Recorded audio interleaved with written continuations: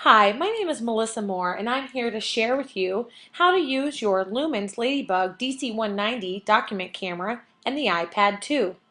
The lesson plan that I would like to share with you today is called Digitally Telling the Story of a Historical Figure or Literary Figure using the Lumens Ladibug document camera and the iPad 2. This lesson plan can be used for grades 3 through 5 or 6 through 8. The objectives: students will collect and analyze information relevant to their research of a historical or literary figure, demonstrate comprehension of what they have learned by writing a script, organize, summarize, and synthesize what they have learned through the production of a digital story. The equipment that you will be needing today is an iPad, preferably an iPad 2, a Lumens Ladibug DC190 document camera, an LCD projector, a whiteboard or screen, index cards, a storyboard that is attached to this lesson plan, and a rubric that is attached to this lesson plan as well. Last but not least, the app that is called the Sonic Pix Lite. It is an iPhone app that can be used on iPads. It is a free app, but it only allows a 3-picture minimum for you to upload. Now, what I'm doing right now is videotaping with a DC190 that you can also do and upload it to a website that I'm going to do the same thing so that you can follow this lesson plan. Now, as you can see, the DC190 has excellent image clarity and color reproduction. Now, I'm just changing some of the brightness here a little bit because sometimes when you're in a room, the lights kind of change things, but the color is beautiful. Look at that. And putting books under here is amazing. I love to read books to students up on the whiteboard so that everybody can see it. So the DC190 is great again for making videos, capturing pictures, and just with this DC190 you can put a USB into it and save up to 64 gigabytes of anything, video, pictures, etc. And the internal memory alone supports up to 120 JPEG pictures. So that's awesome. I don't know what to say about it. I don't know if I could live without it, to tell you the truth. So back to the instructional plan.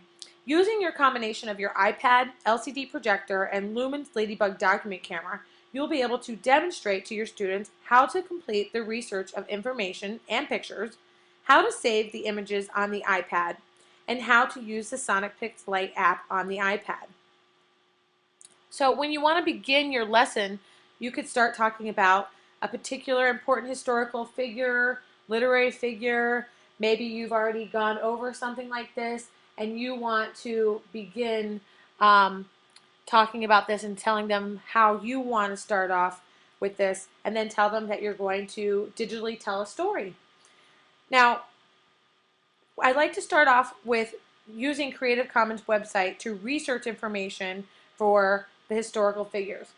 If you want to give each student one, have them select one, or even pair up in groups, that's also an idea. I would give my students one print source chosen from a school library or a public library, and the other source can be from an online database or a reliable website. That would bring up another can of worms that you would have to teach them what a reliable website is, or even start a lesson plan on how to use the online database depending on what grade they were in. And if you really wanted to get into that, you're the teacher, you decide what you want to do with that. With your index cards, have the students write down important information like name, date of birth, date of death if known, family life, education, contributions to society, etc. I have them in the lesson plan.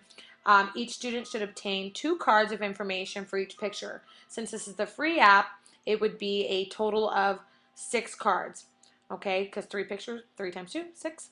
And now what I want to do is show you how to get to the Creative Commons website on Safari. So on the bottom here, you have your Safari. Click that.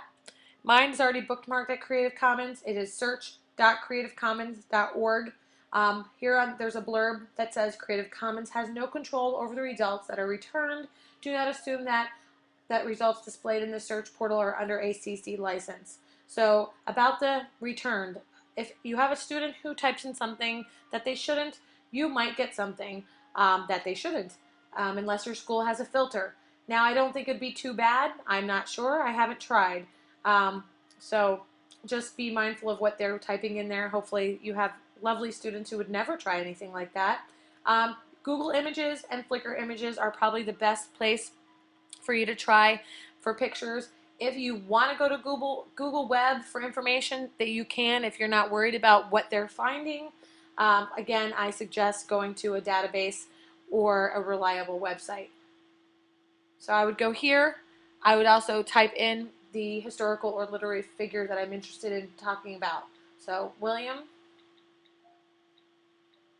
Shakespeare. Usually you have to type it right. Sometimes it will type the right spelling for you, and hit go, and it'll return the pictures of the person that you're looking for. So now I need to tell you how to save the pictures into your photo app. If you touch the picture you want, so I want to get this picture of William Shakespeare. I like it, so I'm going to touch it, hold it, and then click Save Image. That picture is going to be saved into my photo app. The photo app is at the bottom of your iPad, and it looks like a sunflower. The next picture I like is this picture here of the Stratford-upon-Avon, the house that William Shakespeare grew up in. I actually have been there, so I know. I'm going to click it and Save Image. And these pictures, any picture that you choose, will save into your photo app. Now, I already have a bunch of these, as you will see in a few minutes, in my photo app. You can click your home button to get out of there. Again, let me just go back real quick. If you go back to your, oops, I went too far. Go back to my back button. If I want to go to Flickr Image, I hit the Flickr tab. It will now look up pictures of William Shakespeare in Flickr Image. I can also go back, go to Google Web, and now Google Web is going to bring up everything about Shakespeare anywhere, probably a million zillion hits. I can have my students go there if I like. Go to your home button, click and get out of there. Here's your photo app button right here. If you click that, you will now see all the pictures I have done. And of course, if you don't want any of these pictures, you can delete them, etc. I can pick that one and I can hit delete up here. The Sonic Pix Lite app is right here in the front. I happen to download it already. So it's Sonic Pix Lite app. It has a microphone and some pictures on the front of it right here. So I'm going to click it harder, which I'm going to have to move it over. I have to change this one because, again, I told you it was an iPhone app. So it is going to show up to us up like this. And I don't want to zoom too far out, but I want to show you everything about it. So I might maneuver this a little bit because I have my gooseneck design DC190 right where I want it. The neck is a gooseneck, and I can maneuver it, and I have it right where I want it, and I don't want to mess with it at the moment. So I'll move my iPad just to accommodate everything. So this is the one I've already done, and this has 3 images, as you can see. It's already done, but I'm going to start showing you, as you would show your students, exactly how to do this. So to start a new project, you would click the plus sign at the top. Now you would just work with your title. You click title. All you have to do is put the person's name in. So I have William.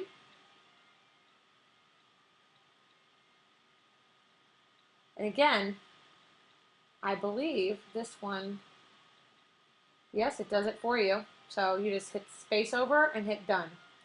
You do not need a description. A description is not needed because there's too much information. It's not going to do anything for you. You do need to add your images. So right up here, you're going to click add. It's going to bring you into your iPhotos. It's going to ask you photo library or camera. So photo library would be the part you're going to go to and go, I have a lot. I'm going to go to my camera roll and go to the end and pick my pictures that I have. Now you have to be careful not to go too fast. You'll pick too many. At the bottom, it says how many images are in the project. So I pick my first picture. It says 1 image at the bottom in project. The next image, 2 images are in project. And then I pick my last one. 3 images are in project. If you have the free app, you can only do 3 images if you have the free Sonic Pix Lite. So hit done, and you're done. Don't touch the recording quality. Leave it the way it is.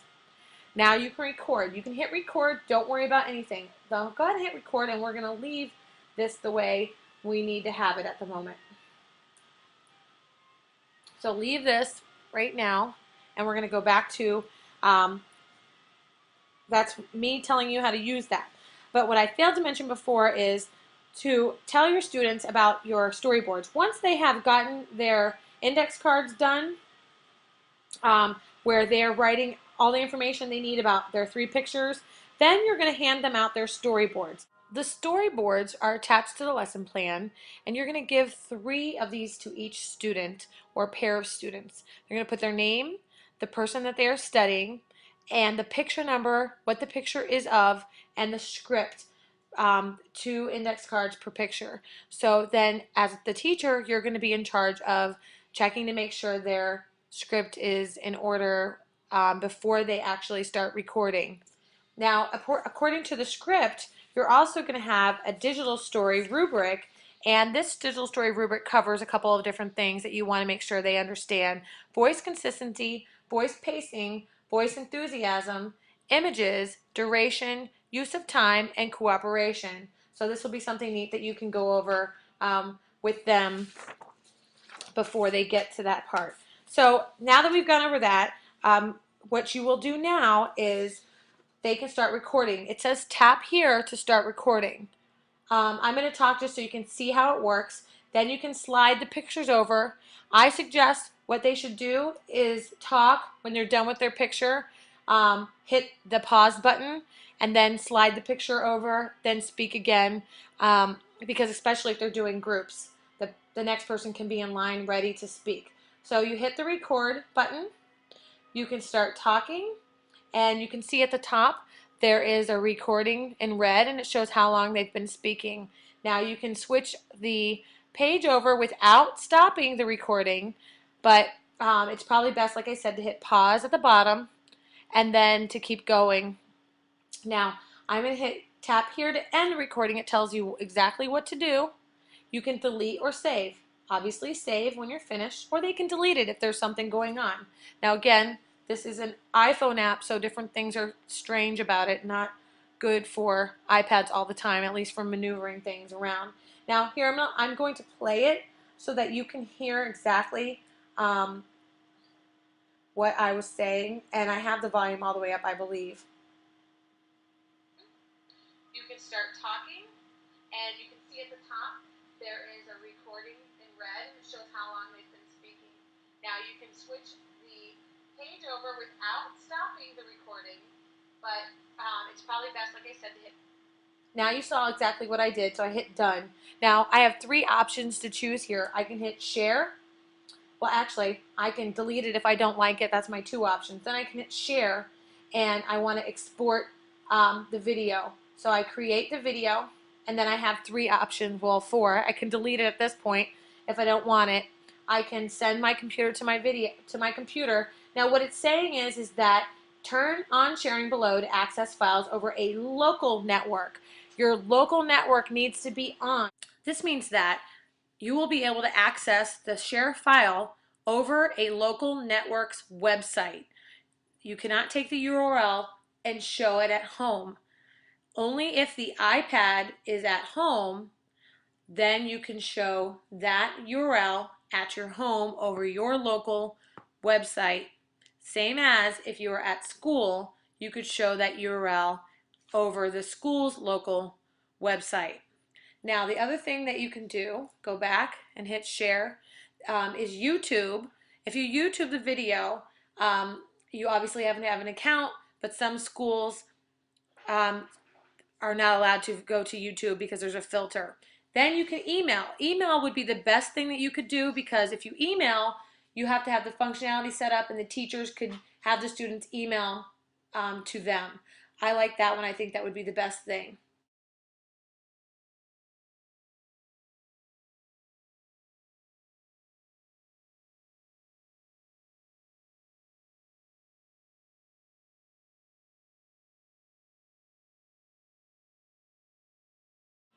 Hi, my name is Melissa Moore, and I'm here to share with you how to use your Lumens Ladibug DC190 document camera and the iPad 2.